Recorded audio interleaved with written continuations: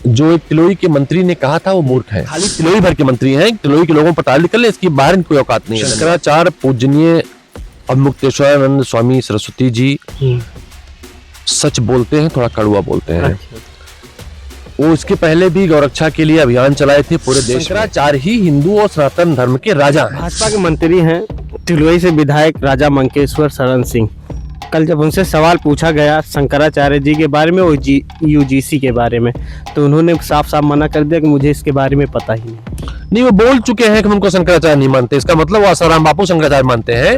और वो शिक्षा मंत्री हैं, उनकी जिम्मेदारी बनती है, चिकित्सा शिक्षा मंत्री है, उनके पास चिकित्सा भी है, तो उनकी जिम्मेदारी बनती है जनपद में स्वास्थ्य सेवाओं को ठीक रखने की। वो एक असफल मंत्री हैं। वक्त आने पर उनसे पूछूंगा कि जनपद में क्यों डॉक्टर कम है, क्यों मशीनें कम है, क्यों सरकारी। नमस्कार, इस वक्त हम मौजूद हैं अमेठी में और अमेठी का ये गौरीगंज है। वीडियो में आपने देखा होगा जिस तरीके से अभी मुक्तेश्वरानंद के साथ अभद्रता हुई है, उनको स्नान करने से माघ मेला प्रशासन की तरफ से रोका गया। इसके बाद लगातार सिलसिला जारी रहा। अखिलेश यादव ने फोन कर उनसे बात की। उसके बाद प्रदेश अध्यक्ष अजय राय कांग्रेस के जो हैं वो भी गए वहां पर। फिर उसके बाद गौरीगंज से पूर्व एमएलसी रहे दीपक सिंह जी ने कल यानी 28 तारीख को एक मुहिम नाम का एक संगठन बनाया। उसके साथ अभी मुक्तेश्वरानंद के सुरक्षा के लिए निकले थे। ऐसे में इन सब पर बातचीत करने के लिए आज हमारे साथ मौजूद हैं पूर्व एमएलसी दीपक सिंह जी। इनसे ही जानेंगे कि क्या है पूरा मामला। हम लोग कांग्रेस पार्टी के कार्यकर्ता हैं और हमारी पार्टी कहीं भर अन्याय होता है, अत्याचार होता है, वहां पर खड़ी होती है। उत्तर प्रदेश की अगर हम बात करें, उत्तर प्रदेश में इतिहास गवाह रहा है।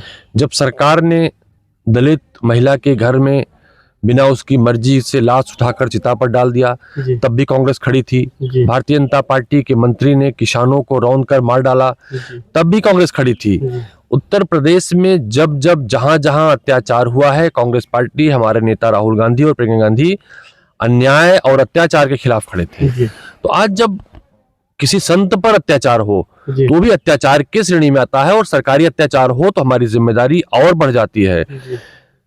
और कहीं अगर किसी धर्म से जुड़े मामले में हो तो जिम्मेदारी और से बढ़कर दोगुनी हो जाती है। इसलिए राहुल गांधी जी हो या कांग्रेस पार्टी, संविधान की रक्षा की बात करते हैं।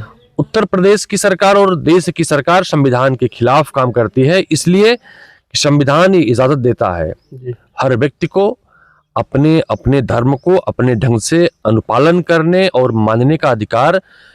अनुच्छेद 25 और 26 देता है संविधान का। तो कहां से सरकार आती है शंकराचार्य के बीच में? देश के हर शंकराचार्य को, चारों पीठ के शंकराचार्य को अपने ढंग से शंकराचार्य बनाने और अपने ढंग से शंकराचार्य हटाने का अधिकार संविधान देता है। और सुप्रीम कोर्ट ने 1952 और 1972 के एक एक्ट के माध्यम से रूलिंग दी थी, किसी भी शंकराचार्य को बनाने और हटाने का अधिकार न तो सरकार के पास होगा न सुप्रीम कोर्ट के पास। कागज तो मांग लिया गया ना शंकराचार्य जी। यही तो कांग्रेस कहती है। राहुल गांधी यही कहते हैं कि सरकार संविधान नहीं मांगती है। सुप्रीम कोर्ट की रूलिंग है। मैंने पहले 52 कह दिया था, 1954 का रिकॉर्ड है। 1954 और 72 में सुप्रीम कोर्ट ने कहा है कि अधिकार नहीं है। अनुच्छेद, मैं सरकार के अज्ञानी साथियों से कहूंगा पढ़ लें। उन्होंने कहा था कि सरकार और सुप्रीम कोर्ट दोनों को ये राइट ही नहीं है। और छोड़ दीजिए आप बात, हम कहते हैं कोर्ट की बात को नहीं मानते, संविधान नहीं मानते, न माने, मंदिर को मानते हैं। योगी आदित्यनाथ जी तो मानते हैं कि वो बाबा गोरखनाथ का जो मंदिर है उसी के उत्तराधिकारी हैं। उस मंदिर ट्रस्ट ने 4 मार्च 2024 को बाकायदे ट्वीट, आज भी मैंने भी इसको ट्वीट किया था और बहुत सारे लोगों ने उसे स्क्रीनशॉट लेके ट्वीट किया था। उसमें बाकायदा लिखा हुआ है कि आज शंकराचार्य स्वामी अवमुक्तेश्वरानंद महाराज गोरखनाथ जी के आशीर्वाद प्रार्थना के लिए यहाँ पर उपस्थित हुए थे। क्या वो भी झूठ था?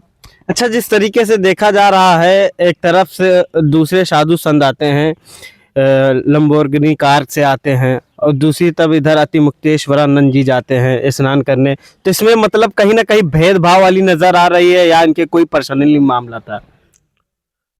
शंकराचार्य पूजनीय अवमुक्तेश्वरानंद स्वामी सरस्वती जी सच बोलते हैं, थोड़ा कड़वा बोलते हैं। वो इसके पहले भी गौरक्षा के लिए अभियान चलाए थे पूरे देश में। जी। उनको मणिपुर, मिजोरम, सिक्किम जाने से रोका गया था, जहां पर भारतीय जनता पार्टी की सरकार का मंत्री कहता है मैं वीफ खाता हूं, मुझे कोई रोक के दिखाए। अच्छा। भारतीय जनता पार्टी ने चुनाव के घोषणा पत्र में बाकायदे अपने पैड पर लिखकर लाइसेंस दिया था गाय खाई जा सकती है। अच्छा। भारतीय जनता पार्टी के एक प्रवक्ता है, अपने आप को बड़ा बुद्धिमान समझते हैं, हालांकि आजकल बड़ा वो अपमानित हो रहे हैं, उन्होंने एक किस्म की गाय को बताया गाय ही नहीं है, मिथुन गाय। तो ऐसे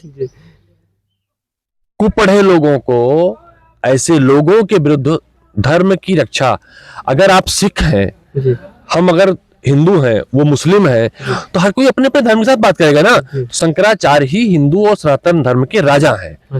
हम आप गांव से रहते हैं, आप देखते कहाँ मानते हैं इनके मंत्री बोल रहे हैं, आप मानते हैं क्या शंकराचार्य जी वो असल में है? जो एक तिलोई के मंत्री ने कहा था वो मूर्ख है। देखिए मैं बताऊं आपको, वो किसको मानते हैं, ये भारतीय जनता पार्टी की सरकार के लोग किसको मानते हैं शंकराचार्य? ये आसाराम बापू शंकराचार्य मानते हैं, ये राम रहीम शंकराचार्य मानते हैं, ये शंकराचार्य मानते हैं जो दुराचार करके जेल जाए उससे पारुल से बाहर निकालते हैं, उसे शंकराचार्य मानते हैं। एक व्यक्ति दुराचार के आरोप में मोदी सरकार बनने के बाद भारत छोड़कर भागता है और एक नया देश बसा लेता है, उसे शंकराचार्य मानते हैं। ये धर्म की रक्षा करने वालों को शंकराचार्य नहीं मानते, क्योंकि धर्म की चादर ओढ़कर हिंदू धर्म का वोट लेना चाहते हैं। जब वोट ले लेते हैं तो कहते हैं कौन शंकराचार्य।